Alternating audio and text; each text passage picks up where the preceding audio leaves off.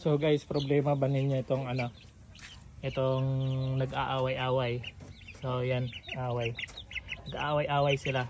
So itong isa kawawa masyado kasi pinagtulungan.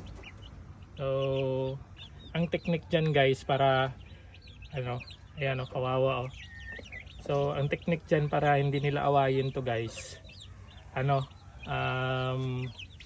lagyan nyo ng katyalis. Tingnan nyo guys oh. Nilagyan ko ng katyalis ito. Yan. Ito guys. Katyalis. Lagyan ko. Yan.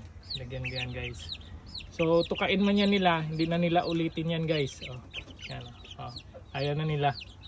Kasi ang pait niyan eh. Oh. Kahit na ko yan. Oh. Oh. Ayaw na tukain. Oh. Ayaw na. Oh. Ayaw na nila. Oh. Ayaw yan ng tukain eh. Kasi guys, pag tinukaya nila, pait masyado yan. Ayan, tinuka. Pero hindi niya na uulitin yan. Hindi niya na uulitin. Hindi niya na uulitin. Kasi ang pait niyan. Yan yung technique ko dito para hindi mag-away-away. Ito, binuli yan nila. Kaya nilagyan ko ng katyalis. Yan, nilagyan ko na yan.